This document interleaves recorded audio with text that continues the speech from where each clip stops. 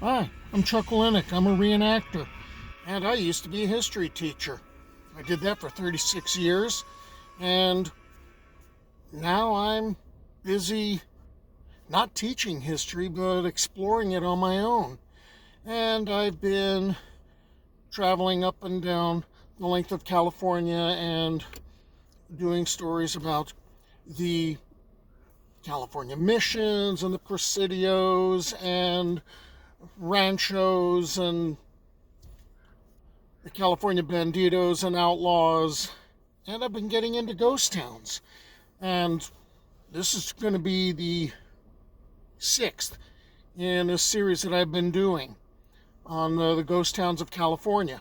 I've just come from Caliente, and I'm heading over to Havilah, which was the first county seat of Kern County, and seeing what remains, because all around me the hills are real.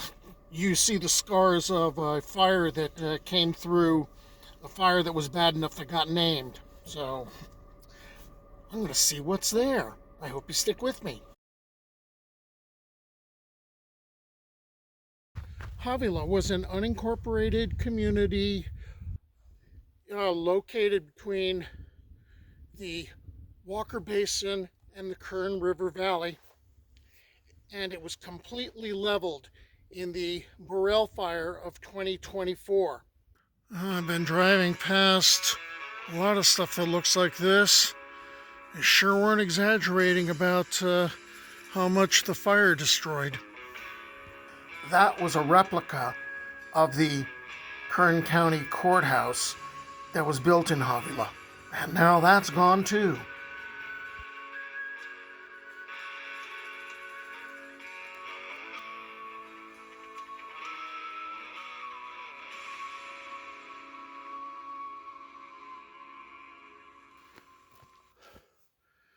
We'd normally start a story of a mining town, a boom town, with the story of a gold strike.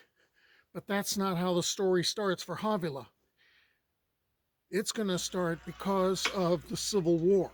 During the Civil War, California played a crucial role by providing significant financial support to the Union war effort through its vast gold reserves, also supplying a large number of soldiers per capita and helping secure the Western territories against Confederate advances.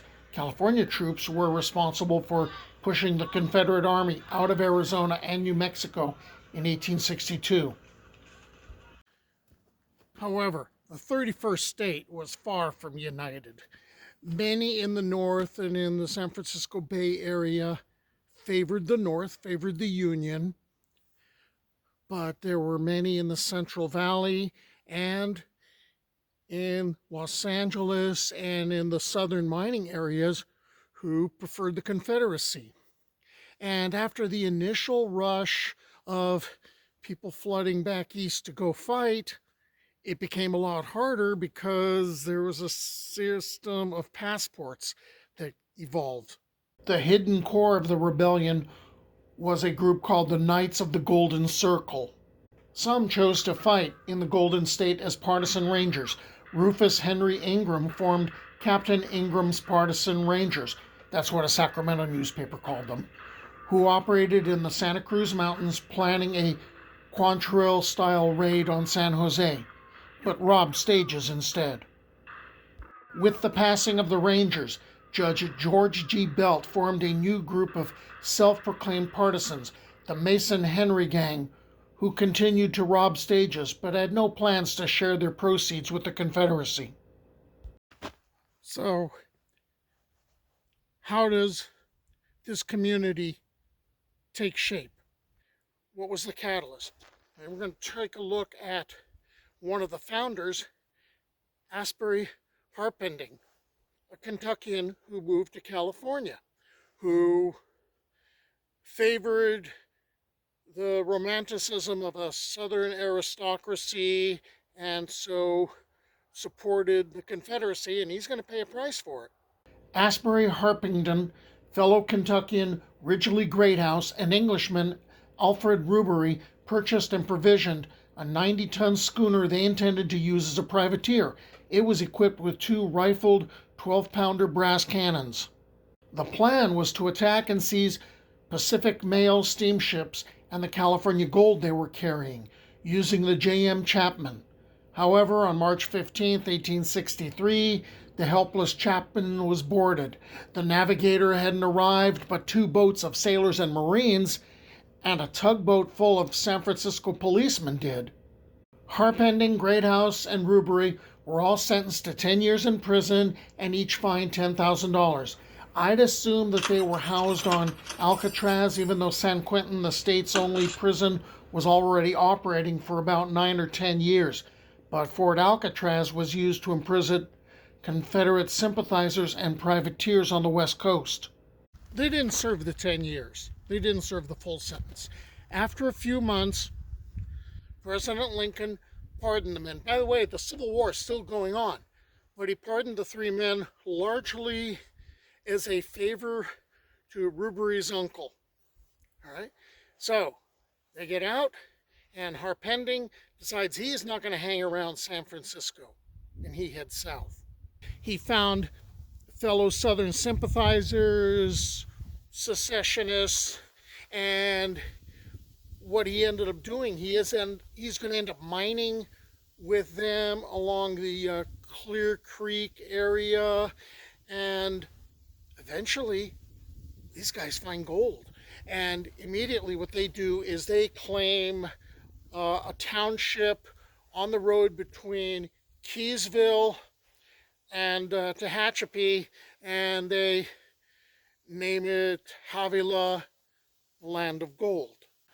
By the end of 1865, Havilah is a bustling community. There's 147 businesses, there's 13 saloons, there's dance halls, there's billiard halls, there's a bakery, there's a Catholic church, there's brothels, there's all the signs of civilization, right? And this was to support a population of, well, even if they weren't living actually in the town, 1,000 miners and those operating the 10 ore processing mills.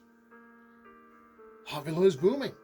Harpington, abandoning mining, laid out the town and sold lots for $20 a front foot.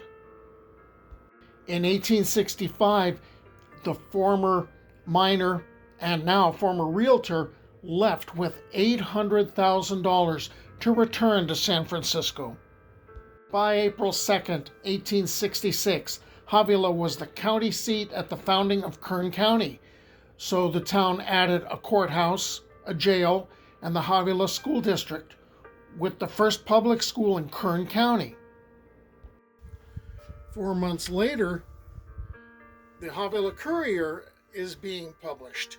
It's the first newspaper in Kern County, and because of all the Southern sympathy in the area, there was no concern about bias in the writing.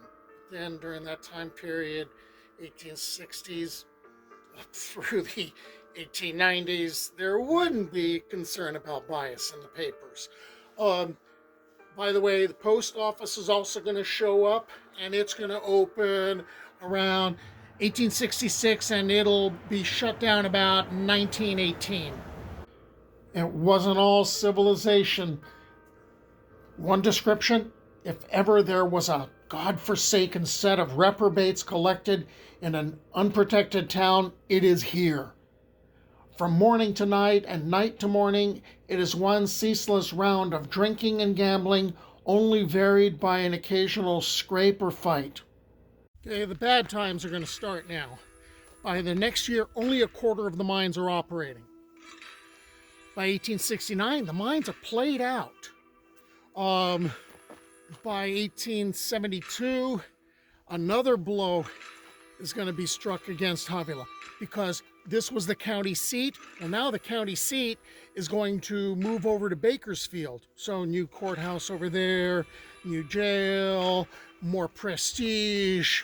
A lot of the businesses are going to go that way. So the towns were really hitting the skids. And then by 1918, the school district shuts down. All right, so there's the story of Havilah, Kern County's first county seat, and now basically deserted and burned out.